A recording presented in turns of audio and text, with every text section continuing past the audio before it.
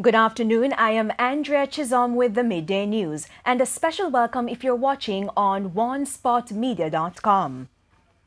Justice Minister Delroy Chuck says legal fees owed to lawyers for police personnel facing murder charges arising from the so-called death squad cases will soon be settled. TVJ's O'Shane Masters reports. The cases, which involve approximately 9 policemen, have stalled in the courts as attorneys insist that they be paid. National Security Minister Robert Montague was questioned about the payments during yesterday's meeting of Parliament's Standing Finance Committee. The administration views the matter very seriously because we believe that the police officer suffers from a double jeopardy, because not only is he charged eventually or by Indicom. Even before charge. Yeah, but even before charge, he is placed on half salary or quarter salary. So he's being punished. But that is a matter that is outside of the remit of the policy maker, because that falls squarely within the operative ambit, and it is the Commissioner of Police who has full superintendence of the force. He said the government is contemplating retaining a panel of lawyers to help cops in the legal defense. But until we get there, Cabinet in principle has given approval to treat with the current situation. Justice Minister Delroy Chuck confirmed that he is to meet with the lawyers on the matter. The Ministry of Finance has provided some funding, and based on what has been claimed by the attorneys, I will be meeting, and I've conversed with the chairman of the Federation, and he in fact is setting up a meeting for me to meet with the attorneys to settle the fees. So within a month or so you can... Within a week. Within a week, yeah. Fine. O'Shane Masters, TVJ News. National Security Minister Robert Montague says plans are in place to build a new correctional facility amidst growing concerns about the deterioration of the Tower Street and St. Catherine Adult Correctional Centers. The new facility will be in central Jamaica. Mr. Montague made the disclosure last night at the Standing Finance Committee of Parliament reviewing the 2018-2019 budget. He said the process has started with the prison population being reduced at both maximum security facilities. And we are moving out some persons from these 2 maximum security prisons into, say, Richmond and Tambourine Farm and New Brighton. And once that is completed, then we have the electronic monitoring program, which we're just starting up, so we will be able to early release some persons, and as well as increased rehabilitation programs. And the third point to it is that we are looking to establish a purpose-built facility. And as I said earlier, we're looking in Mid-Island to build that out in the long term, to treat with some of the structural problems that we have in the maximum security prisons. There have been concerns about the state of the Tower Street Adult Correctional Center after tunnels were found on the compound on February 16. The Jamaica Federation of Corrections sent a letter to the National Security Minister on Monday, arguing the need for the construction of a new prison. A copy of the letter was also delivered to the Office of the Prime Minister. The Federation is hoping to receive a response in 2 weeks. Meanwhile, the government is also thinking about building a remand facility in Western Jamaica. You have the Medcard facility, right, for the youngsters, and you have South Camp. But over time, what we are looking at, and this is a part of the reorganization and refocusing of the department, is to look at whether there's a need to build out a remand facility in the western end of the island that would be fitted, like, for example, with a courthouse located there, so you wouldn't have the movement, and to have the necessary facilities to treat with persons who are on remand. In less than 24 hours, the Brownstown police have made a breakthrough in the murder of a 28-year-old Chinese national and businessman in the parish. Police believe they had the 2 suspects in custody after they were picked up by detectives last evening. Charges are expected to be laid against the men soon. Mr. Cheng was shot in his head on Tuesday afternoon at his business place while in his vehicle. He was pronounced dead at hospital. The body of an unidentified male was found in Gregory Park, St. Catherine on Wednesday. According to the Caymanas police, the body was discovered with multiple gunshot wounds. The body is of dark complexion and it is about 9 inches. Reports are that about 7:30 p.m., residents heard explosions and summoned the police. The body was seen lying on the roadway with gunshot wounds. The scene was processed and it was removed to the morgue pending post-mortem examination. Brian Sykes has been sworn in as the 8th Chief Justice of Independent Jamaica. Governor General Sir Patrick Allen officially appointed the Chief Justice on Thursday morning at a ceremony at King's House. The new Chief Justice was also awarded the country's 4th highest honor, the Order of Jamaica, in a ceremony where the Governor General and Prime Minister Andrew Holness expressed their confidence in his ability to adequately undertake his duties. I am confident that the Honorable Justice Brian Sykes will discharge his functions with honor, integrity, and distinction. I am confident that under his leadership, there will be a transformation of Jamaica's justice system. Congratulations. I thank you. Chief Justice Sykes stressed that he is fully aware of the expectations, noting he takes inspiration from Jamaica's athletes and one particular coach as he pushes for greater efficiency in the justice system. 52 persons have died on the nation's roads since the start of the year. That's a 2% decline when compared to the corresponding period last year.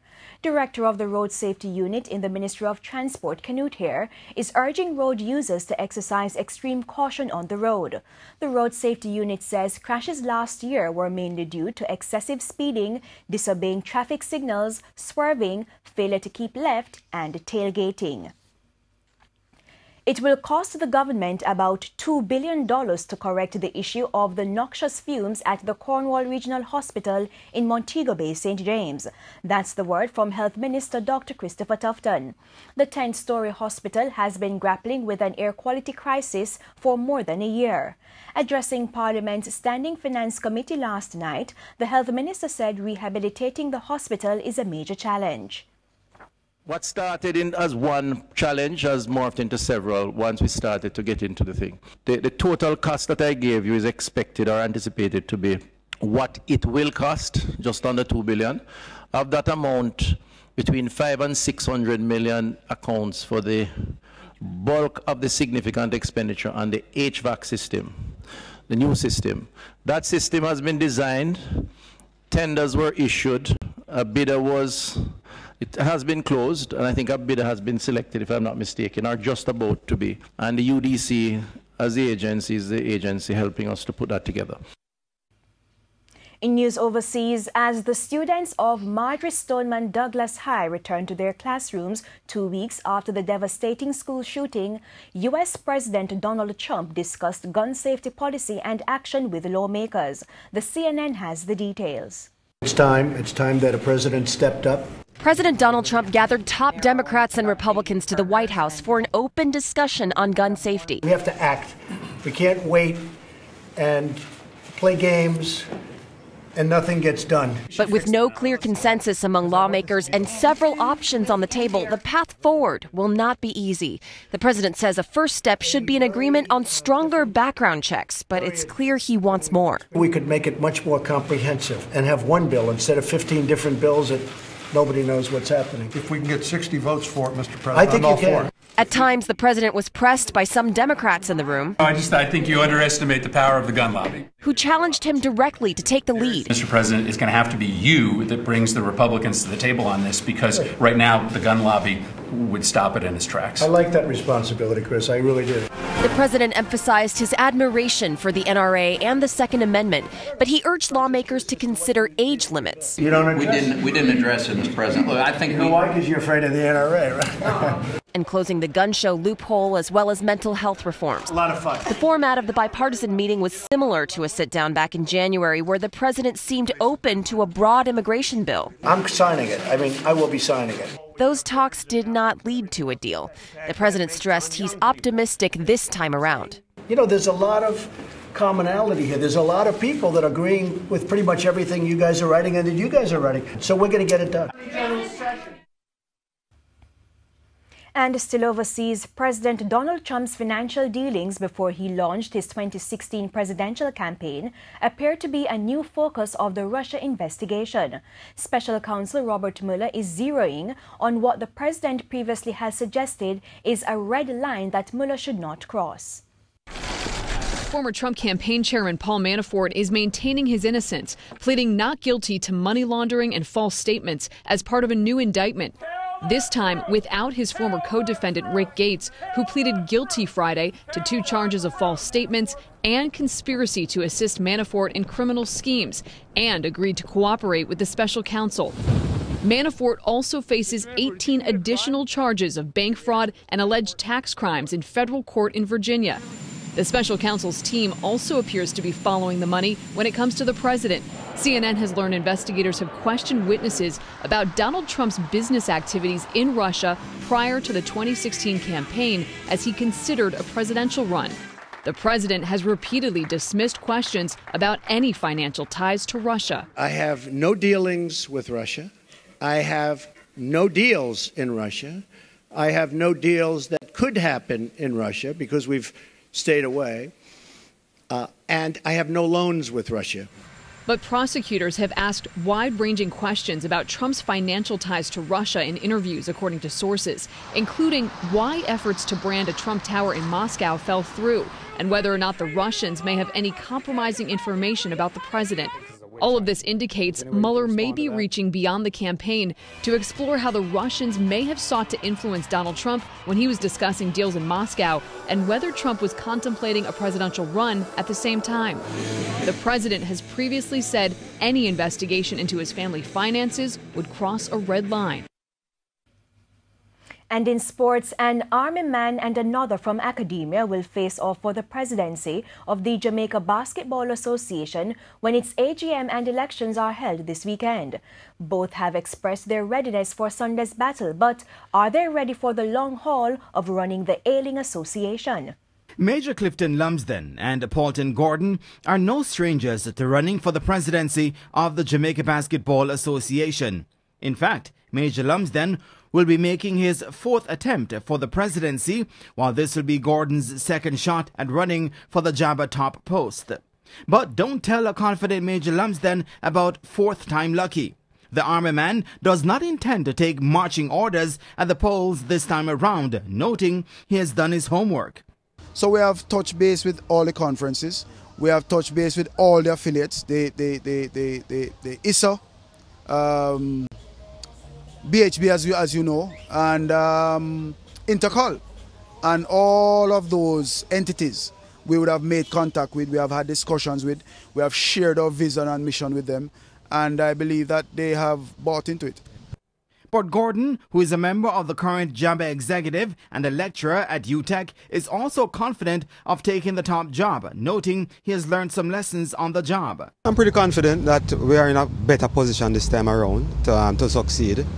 I've gotten a few calls from some stakeholders who have asked me to put my hat in for the top job, and that's why I've decided to give it another shot. But with the last president having demitted office before his tenure was up, just how battle-ready are Major Lumsden and Gordon for the post? Major Lumsden says he has the team for the job, with former national female captain and WNBA star Simone Edwards, his 2nd vice president, and Douglas Reed from Western Jamaica as his general secretary. I'm here for the long haul. I've been involved in basketball from 1975. That's when I started to play. And I'm still here. I played through all the competitions. I've been through the national programs. I've been in administration in the Jabba in the late 1900 and early 2000. I've taken up the Business House Basketball Association from scratch, and we have been at it for 15 years now, and we have done sufficiently well. But Gordon, a member of the current executive that has helped to revive the National Basketball League, says they are positioned to bring the sport on par with traditional sports such as track and field and football in the country. Basketball, I think, has the greatest potential of all minor sport to put Jamaica on the map. We know the established sports, the football, the cricket to some extent, track and field. But in terms of our proximity to North America, basketball being the top sport, one of the top sports there, I think we can capitalize on that geographic distance and see how best we can position basketball to grow in a big way. The AGM and elections will be held on Sunday at the Jamaica Olympic Association headquarters starting at 11 a.m. And that's the midday news. I'm Andrea Chisholm. Join us at 7 for the primetime news package. On behalf of the news, sports and production teams, good afternoon.